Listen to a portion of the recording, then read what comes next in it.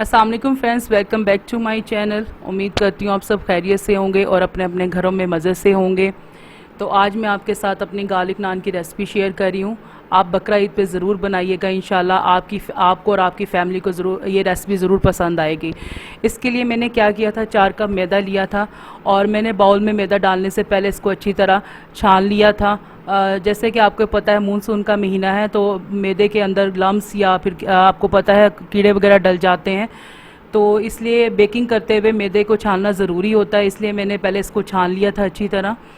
तो अब मैंने इसमें 4 कप मैदा डाल के अच्छी तरह इसको मैं छान लूँगी।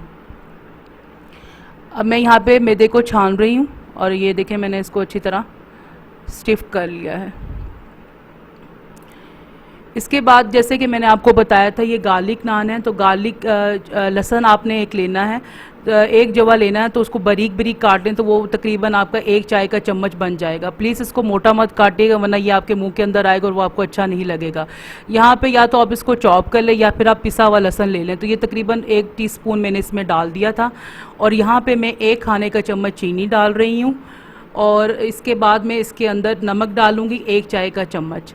यहाँ पे हम जो नमक इस्तेमाल करते हैं वो पिंक सॉल्ट है, तो ये मैं पिंक सॉल्ट इसलिए आपको ये काला काला नज़र आ रहा है। तो मैंने 1 चाय का चम्मच इसमें नमक डाल दिया था और अब मैं इसके अंदर ईस्टर्न ईस्ट डालूँगी। आप किसी भी ब्रांड का ईस्ट ले सकते हैं। तो यहाँ पे मैं तकरीबन 1 खाने का चम्मच लेवल करके ईस्टर्न ईस्ट का डालूँगी। तो ये अब देखें मैं इसमें ईस्टर्न ईस्ट डाल रही हूँ, 1 खाने का चम्मच मैंने देखें हम लेवल करके लिया है, तो अब वो इसमें डाल दें। इसके बाद मैं अब इसमें घी डालूँगी, आपकी चॉइस है। घी आप घी लें या फिर देसी घी ले लें या बटर ले लें, तो मैं यहाँ पे देसी घी यूज़ कर रही हूँ। तो देसी घी से बस ये कि देसी घी हमारी डाइट में है तो मैं इसलिए फिर देसी घी डालती हूँ, घी वगैरह मैं दूसरा यूज़ नहीं करती हूँ। तो यहाँ पे मैंने क्या किया है, यहाँ पे मैं 4 खाने के टेबल स्पून यहाँ पे देसी घी के ले रही हूँ, तो ये मैंने डाल दिया है। तो आपकी चॉइस है, आप घी ले लें, बटर ले लें या फिर देसी घी का यूज़ करें, या फिर नहीं आप तीनों चीज़ें डालना चाहते तो ऑयल डाल दें, इससे कोई रेसिपी पे कोई फ़र्क नहीं पड़ेगा। तो यहाँ पे मैंने 4 टेबल स्पून मैंने इसमें घी डाल दिया है। अब मैं इसको अच्छी तरह मिक्स कर लूँगी ताकि इसमें कोई लम्स ना ले। अब मैं इसको अच्छी तरह मसल रही हूँ ताकि इसमें कोई लम्स वगैरह ना रहे। तो ये देखें मैं अब इसको अच्छी तरह मिक्स कर रही हूँ। तो बकरा ईद पे आपको पता है कि नान ज़्यादा इस्तेमाल में आते हैं, तो आप ये रेसिपी ज़रूर ट्राई कीजिएगा। इंशाल्लाह आप जब ये बनाएंगे तो आपकी फ़ैमिली को भी पसंद आएगी और एक तो आपको भी सेटिस्फेक्शन हो जाएगी ये चीज़ आपके हाथों से बनी है। यहाँ पे मैंने आटे को अच्छी तरह मिक्स कर लिया था। अब मैं इसमें नीम गर्म दूध डालना शुरू करूँगी। नीम गर्म दूध डालती जा रही हूँ और आटे को गूंथती जा रही हूँ। तो बस ऐसा ऐसा आप नीम गर्म दूध शामिल करते जाए और आटे को गूंथते जाएं। बस जैसे आप आटा गूंथते हैं वैसे आपने इसको गूंथ लेना है और थोड़ा थोड़ा दूध डालते जाएँ और आटे को गूंथते जाएँ। ये मैं अब आटा गूंथती जा रही हूँ। तो इसी तरह मैंने थोड़ा थोड़ा दूध डाल के आटे की डो को गूंथना शुरू कर दिया था।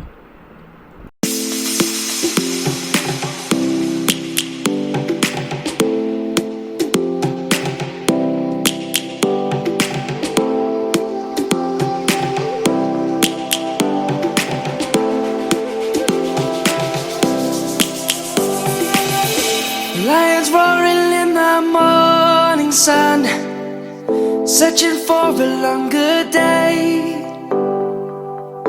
People feeling like the light has just come. We must never stop the way. Birds chirping and I hear my name, grasping into a life. Life is happy but it's so insane.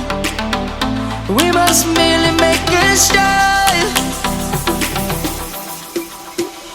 Savannah, I'm coming home. Savannah, we'll never be alone. Savannah, the beauty of the world. Savannah, let's all take a walk. Savannah. यहाँ पे मैंने oven को pre heat कर लिया था 10 to 15 minutes के लिए 180 degree पे। तो यहाँ पे मैंने पहले स्लैब पे ऑयल लगा लिया था। तो अब मैं यहाँ पे नान को शेप दे रही हूँ फिंगर टिप्स की मदद से। तो प्लीज़ यहाँ पे बेलन मत यूज़ कीजिएगा, अपनी फिंगर टिप्स से ही नान को शेप देनी है। और मैं अब इसको दोबारा 5 to 10 मिनट्स के लिए दोबारा राइज़ होने के लिए रख दूँगी। ये देखिए अभी सेकंड टाइम राइस हो चुके हैं। अब मैं क्या करूँगी, फोक की मदद से इस पर निशान दूँगी।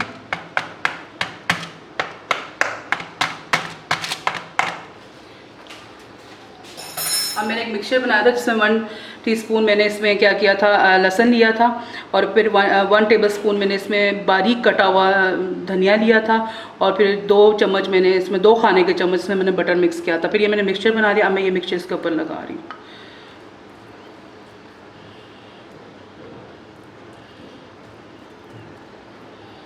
अच्छी तरह अप्लाई कर लें।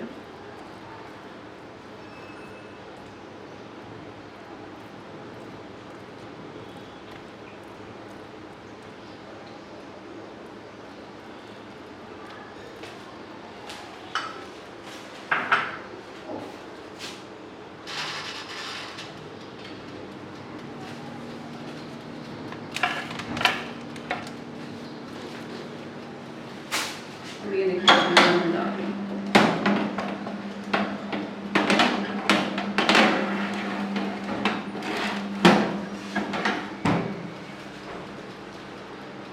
से मैंने ओवन में डाल लिया। अब इसको मैं नीचे वाला रॉड मैंने ऑन कर लिया। ये तकरीबन 10 मिनट्स में इसको नीचे से बेक करूँगी, और 5 मिनट्स फिर मैं ऊपर वाला रॉड ऑन करके फिर इसको मैं कलर दे लूँगी 5 मिनट्स के लिए।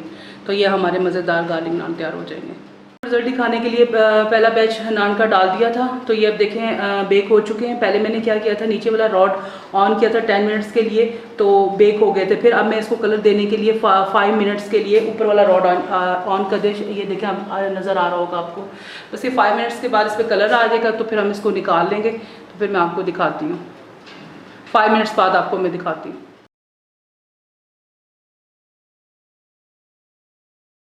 देखें ये अब बेक हो चुके हैं। अब मैं इसको ऊपर थोड़ा सा स्प्रे करूँगी ताकि नान हमारे सॉफ्ट हैं।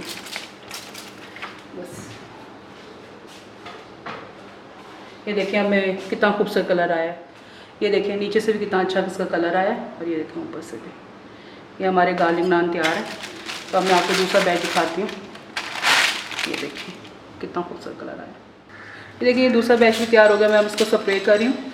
तो ये मेरे एक सब्सक्राइबर ने मुझे कहा था, फरमाइश बल्कि की थी कि गार्लिक नान की रेसिपी दें, तो ये आज उनके लिए मैंने बनाई है।